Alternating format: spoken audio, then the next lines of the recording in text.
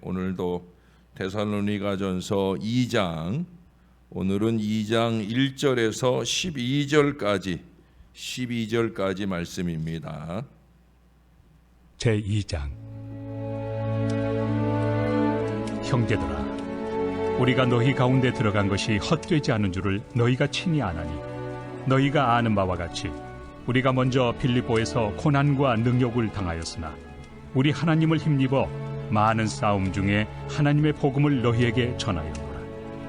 우리의 권면은 간사함이나 부정에서 난 것이 아니요 속임수로 하는 것도 아니라 오직 하나님께 옳게 여기심을 입어 복음을 위탁받았으니, 우리가 이와 같이 말함은 사람을 기쁘게 하려 함이 아니요 오직 우리 마음을 감찰하시는 하나님을 기쁘시게 하려 함이라. 너희도 알거니와 우리가 아무 때에도 아첨하는 말이나 탐심의 탈을 쓰지 아니한 것을 하나님이 증언하시느니라. 또한 우리는 너희에게서든지 다른 이에게서든지 사람에게서는 영광을 구하지 아니하였노라. 우리는 그리스도의 사도로서 마땅히 권위를 주장할 수 있으나 도리어 너희 가운데서 유순한 자가 되어 유모가 자기 자녀를 기름과 같이 하였으니, 우리가 이같이 너희를 사모하여 하나님의 복음뿐 아니라 우리의 목숨까지도 너희에게 주기를 기뻐함은 너희가 우리의 사랑하는 자 됩니다. 형제들아, 우리의 수고와 애쓴 것을 너희가 기억하리니 너희 아무에게도 폐를 끼치지 아니하려고 밤낮으로 일하면서 너희에게 하나님의 복음을 전하였노라. 우리가 너희 믿는 자들을 향하여 어떻게 거룩하고 옳고 흠없이 행하였는지에 대하여 너희가 증인이요 하나님도 그러하시도다. 너희도 아는 바와 같이 우리가 너희 각 사람에게 아버지가 자기 자녀에게 하듯 권면하고 위로하고 경계하노니, 이는 너희를 부르사 자기 나라와 영광에 이르게 하시는 하나님께 합당히 행하게 하려 함이라. 아멘. 볼 수 없고 들을 수 없고 또 말할 수 없는 이 삼중 장애를 딛고 훌륭한 교육자 또 저술가로 성공한 헬렌 켈러가 있기까지는 교육의 힘이 있었습니다. 그것은 그냥 교육이 아니었죠. 그녀는 평생을 두고 잊을 수 없는 은사 앤 셜리반 선생에 대해서 내가 만일 눈을 뜬다면 제일 먼저 설리반 선생님을 보고 싶다라고 수레를 했어요. 그분은 나를 한 인간으로 세우셨다. 그것은 과학의 힘도 철학의 힘도 아니다. 신념을 위해 자기 생명을 바친 사랑이 기적을 만든 것이다. 바친다는 것은 사랑이다. 위대한 교육의 결실인 것입니다. 오늘 본문에도 바울이 이 데살로니가 교회가 우리가 어제 1장에서 본 대로 그렇게 건강한 소문이 나도록 하기까지 어떻게 이 교회를 가르치고 권면했는지 오늘 본문에 잘 말씀하고 있어요. 먼저는 가르침의 목표를 말하지요. 4절에 보면, 이게 제가 늘 강조하는 거 아니겠습니까? 어제 저녁에도 이 말씀을 드렸었어요. 오직 하나님을 기쁘시게 하려 하는 거예요. 하나님을 기쁘시게. 바울의 마음이나 부족한 종의 마음에는 언제나 선명한 이 기준이 있어요. 사람을 기쁘게 하거나 자기 영광을 취하려 하지 않는다는 거예요. 그러니 사람의 마음을 사기 위해 여러분 3절을 보세요. 우리의 권면은 간사함이나 부정에서 난 것이 아니요 속임수로 하는 것도 아니다. 또 5절에서도 보시면 너희도 알거니와 우리가 아무 때에도 아첨하는 말이나 탐심의 탈을 쓰지 아니한 것을 하나님이 증언하시느니라. 무엇보다 6절에 보세요. 우리는 너희에게서든지 다른 이에게서든지 사람에게서는 영광을 구하지 아니하였노라. 자, 심지어 10절에서 가보면 우리가 너희 믿는 자들을 향하여 어떻게 거룩하고 옳고 흠없이 행하였는지에 대하여 너희가 증인이요 하나님도 그러하시도다. 9절 9절마다 대단한 선언을 하고 있어요. 꺼리낌이 없다는 거예요. 오늘날에는 교인들이 목회자나 설교자에게 적당히 간사하고 또 듣기 좋은 아첨의 말도 또 적당한 속임수 그런 것들을 바라기까지 해요.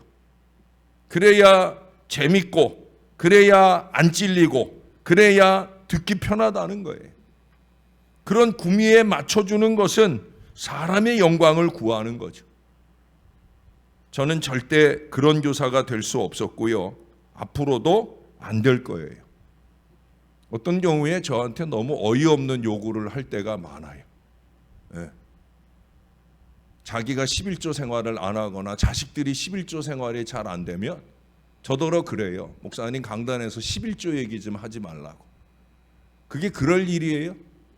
올바른 11조 생활을 각성받으면 각성하면서 실천해야 될 일이지. 목사에게 강단에서 11조 얘기하지 말라고 그렇게 말할 일입니까? 아니죠. 아니죠. 저는 성경 말씀에 그날 11조 얘기가 나오면 11조 얘기를 하는 거예요. 왜? 말씀이 말하니까. 그걸 안 본 척하고 그냥 흘려 지나갈 수는 없는 거잖아요. 적어도 말씀을 받은 목회자라면 그래야 되는 거죠. 뭐 11조 얘기만 아니라 다른 모든 면에서 다 마찬가지. 왜 그래요? 제대로 잘 가르쳐야 제대로 잘 배우고 잘 자라기 때문이에요. 그게 목회적 사명이라고 생각을 해요. 바울도 같은 마음이에요. 그래서 12절에서 그 가르침 받는 자들 역시도 뭐라고요? 자기 나라와 영광에 이르게 하시는 하나님께 합당히 행하게 하려고 그래서 가르치는 거예요. 왜 날마다 새벽마다 우리가 말씀을 상고합니까? 왜 날마다 하나님 말씀 앞에 서게 되고 그 말씀을 가르치고 받아야 되겠습니까? 그건 다른 데 이유가 있는 게 아니에요. 어떤 데가 불러놓고 대놓고 얘기도 해요. 그렇게 예배 생활하지 말라고. 정신 바짝 차리고 예배 잘 하라고. 제가 그렇게 말하기도 합니다. 가르치는 자나 배우는 자나 우리는 이 목표에서 흔들리지 말아야 돼요. 어떤 목표? 하나님 앞에 합당하게 하나님께 영광이 되도록 이 신앙의 목표가 흔들리지 않으면 그러면 아름다운 교회, 건강한 교회가 될 줄로 믿습니다. 여러분 그 다음은 가르치는 태도예요. 첫 번째로 9절에 보시면 적당히 하지 않아요.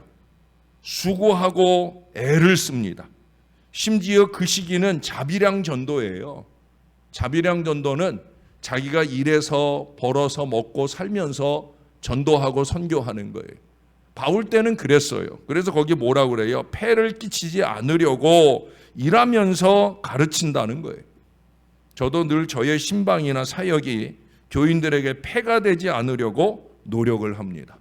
뭐 대신방이나 본인이 원하는 때를 제외하고는 가급적 식사 직전에 시간대에 신방을 안 합니다. 새가족들 신방도 가급적이면 오후 2시나 이런 때 해요. 왜? 그런 부담을 주려고 하지 않아요. 폐나 부담을 최소화하려고 노력합니다. 그러기 위해서는 더 많은 수고가 필요합니다. 그래도 그게 성경적인 거예요. 오늘날 많은 목사들이 교인들을 울거먹으려 합니다. 저도 교인들 대접받는 거 좋아합니다마는 그러나 그것은 항상 은혜를 기초로 하는 거예요. 은혜 받아서 그래서 즐겁게 하는 섬김을 받을 뿐이에요. 의무나 강제는 대신방 때에도 제가 하지 않으려고 노력을 해요. 이게 좀 부담된다 싶은 경우에는 제가 중간에 집에 와서 밥 먹고 그러고 다시 또 신방을 이어갈 진짜로 그렇게 해요. 저는 그래도 행복합니다. 저는 교회 안에 모든 봉사자들이 손해를 감수하는 헌신이 좀 되었으면 좋겠어요. 제가 자주 표현하는 것처럼 좀 대충 하지 않았으면 좋겠어요. 하나하나 꼼꼼하게 최선을 다해서. 왜? 하나님이 받으시는 거니까. 사람들 앞에 올바른 본보기가 되어야 되는 거니까. 그래야 최선을 다하는 거예요. 신용이나 흉내가 아닌 진심이 담긴 정성된 수고를 해야 되는 거예요. 우리 어제 보았잖아요. 사랑의 수고. 라고 표현할 수 있는 그런 헌신이 되어야 되는 거예요. 사람을 의식하지 않고 우리 하나님께 온전한 영광이 되도록 그렇게 신앙하고 그렇게 가르치고 그렇게 배울 수 있어야, 그래야 하나님께 합당히 행하는 그런 믿음의 사역이 될 거예요. 두 번째는 여기 11절에서 너희도 아는 바와 같이 우리가 너희 각 사람에게 아버지가 자기 자녀에게 하듯 권면하고 위로하고 경계하노니, 이 말은 7절에서도 좀 다른 표현이지만 우리는 그리스도의 사도로서 마땅히 권위를 주장할 수 있으나 도리어 너희 가운데서 유순한 자가 되어 유모가 자기 자녀를 기름과 같이 하였으나 라고 반복됩니다. 7절이나 이 11절이나 다른 얘기를 하는 게 아니에요. 결국은 부모가 자녀를 대함 같은 그 가르침이다 라고 하는 거예요. 그건 어떤 거예요? 엄함과 인자를 겸비하라는 거예요. 무조건 따뜻하게만, 그게 아니죠. 우리가 자식들을 그렇게 키웁니까? 못하는데도 잘한다 잘한다 하면서 키웁니까? 아니잖아요. 아니잖아요. 예? 저도 제 자식들에게 잘못하면 따끔하게 불러다 놓고 야단을 치죠. 그러나 평상시에는 격려하고 위로하고 따뜻하게. 우리 애들은 저를 어려워하지 않아요. 왜? 따뜻한 아빠니까. 저희는 친구처럼 지내요. 우리 아이들하고. 우린 얘기를 많이 합니다. 네. 저는 아이들의 얼굴을 잠깐이라도 보는 걸 좋아합니다. 행복합니다. 여러분, 따뜻하게 훈계할 일은 그렇게 하지만 사랑의 다독거림을 놓치지 말아야 된다는 거죠. 사실 요즘은 자기 자녀에게도 이렇게 안 하는 경우가 많은 것 같아요. 그래서 결국 자식을 망쳐.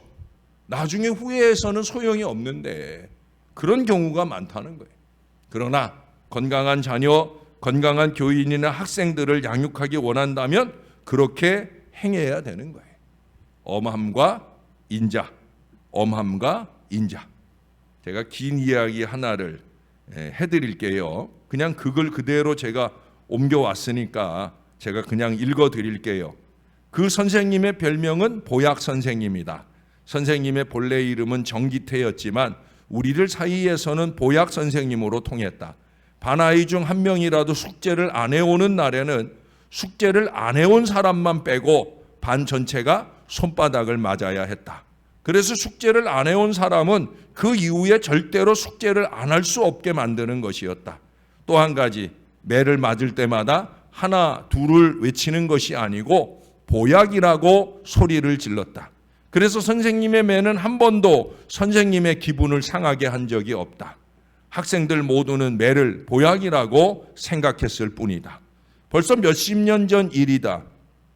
병식이란 아이가 초등학교 3학년 때 반 친구 중 한 여자아이가 있었는데 그 아이가 갖고 있는 크레파스가 너무나 좋아 보여 잠깐 사이에 그만 감추고 말았다.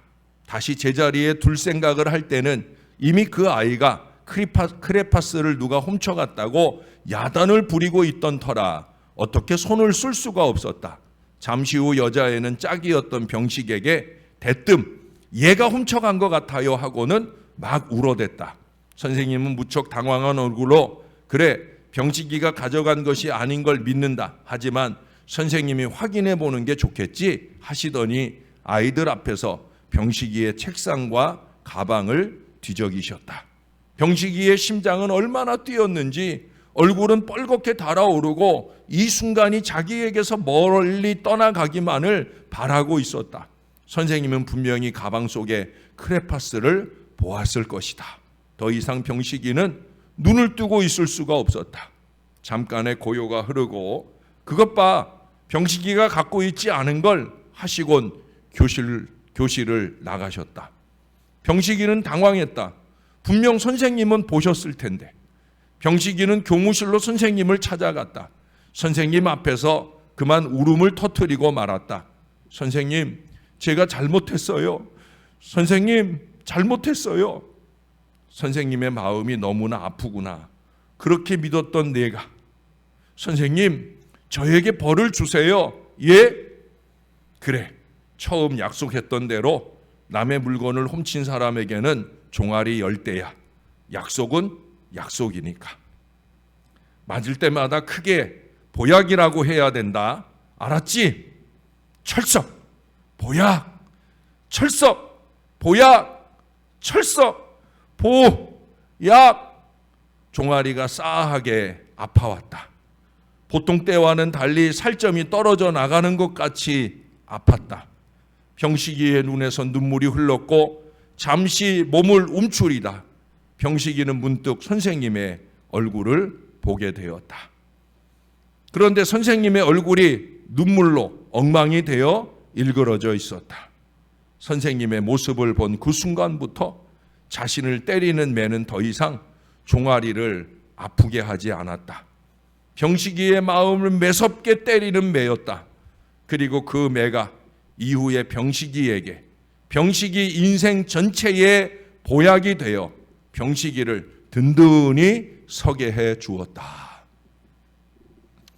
제가 어제 이 설교를 다시 한번 읽고 준비를 하는데 첫 번째 읽을 때 제가 눈물을 많이 흘렸어요. 그래서 다짐했어. 내일 이걸 읽을 때 절대 눈물을 흘리지 않으리라. 예. 저는 이 글을 병식이가 썼다고 생각을 했어요. 여러분은 어떠십니까?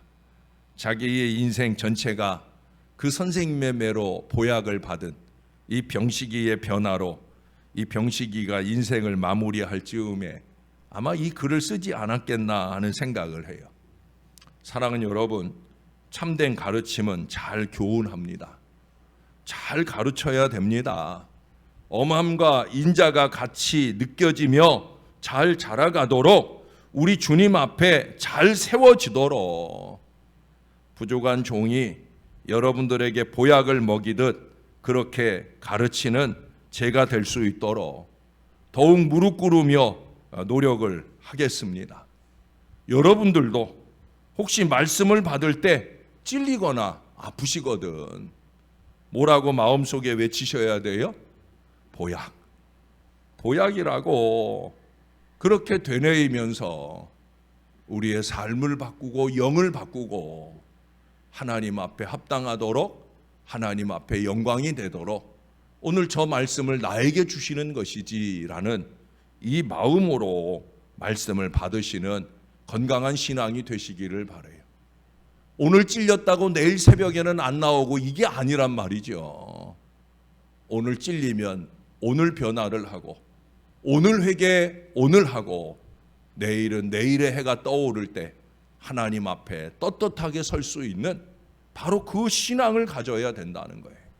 뿐만 아니라 가정에서나 교회에서 여러분 자녀들이나 믿음의 후배들에게 좀 구차해지지 말고 진심을 가진 좋은 교사로 또 본보기로 그렇게 아름답게 잘 이끌어 주시는 신앙의 어른, 신앙의 선배들이 꼭 되어 주시기를 우리의 구주 되시는 예수님의 이름으로 간절히 축원합니다.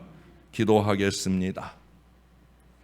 오늘도 말씀을 전하고 말씀을 받습니다. 하나님 말씀을 준비하고 전하는 저는 과연 잘 살고 있는지, 또 이 하나님의 말씀을 잘 전하고 있는지 언제나 하나님 앞에 꺼리낌이 없도록 하나님이 종의 마음에 새겨주시는 그 말씀을 가감없이 전하는 하나님의 사자가 되게 하여 주시옵소서. 때로는 사자가 포효하듯 이 말씀을 전하게 하시고 때로는 따뜻한 마음으로 주의 백성들을 어루만질 수 있게 말씀을 준비하는 자리에서부터 흘리게 하시는 주의 눈물을 잊지 말게 도와주시고 그 말씀의 따뜻함으로 한 영혼이라도 더 변화되어 하나님 앞에 합당하게 하나님 앞에 영광이 되도록 서게 하는 그 목회적 사명에 흔들림 없이 서 있는 늘 부족함 없는 종이 되게 은혜를 베풀어 주시옵소서. 절대 아첨하는 말이나 간사한 말로 사람들의 마음을 잠시 즐겁게는 해도 그들의 미래를 영벌로 가게 하는 어리석은 목자가 되지 않도록 더 무릎 꿇게 하시고 더 가슴을 치게 하시고 더 하나님의 뜻을 잘 분별해 전하도록 이끌어 주시옵소서. 무엇보다 우리 성도들이 목자에게 바라는 것이 그 신령함, 그 건강함, 그 올바름이 되어질 수 있게 도와 주시옵소서. 마음에 찔리는 그 말씀을 받을 때마다 가슴을 치도록 오늘 회개 오늘 하면서 오늘의 변화로 통해 내일의 영광을 이루어가는 건강한 신앙 백성들 되도록 우리를 붙들어 주시옵소서. 무엇보다 이 제단 안에 건강한 신앙의 어른들을 좀 많이 세워 주시옵소서. 앞장서 나아가는 그 신령한 신앙의 모습을 바라보기만 해도 나의 삶이 바꿔지고 변화되는 그 놀라운 은혜가 우리 피차에 넘쳐나도록 우리를 도와 주시옵소서. 그래서 언제나 우리가 함께하면서 하나님께 영광이 되고 함께하면서 행복한 신앙 공동체를 이룰 수 있도록 우리 하나님 도와 주시옵소서. 우리의 가정 안에서도 사랑하는 믿음의 부모들이 바라는 바대로 모든 자손들이 예수를 잘 믿고 예수 안에 참 신앙자로 아름답게 살아가는 하나님의 사람들 되어지게 은혜 베풀어 주시옵소서. 오늘도 사랑하는 아들을 그 아들의 중요한 검사를 위해서 보호자로 그 아들을 따라가야 되는 어머니가 있습니다. 얼마나 마음이 아플까. 한 걸음 한 걸음 곁에서 돌보며 기도하는 그 어머니의 간절한 마음을 주님 받아주시고 이 아들로 더 건강하게 주님께서 회복시켜 주셔서 어머니 노후에 자녀로 인한 염려가 아니라 자녀로 인한 행복이 넘쳐나는 믿음의 미래가 되도록 축복해 주시옵소서. 힘들지 않게 다녀오는 모자간의 걸음이 될 수 있도록 주님이 꼭 동행해 주시길 소원합니다. 감사합니다. 우리의 구주 되시는 예수님의 이름으로 기도합니다. 아멘.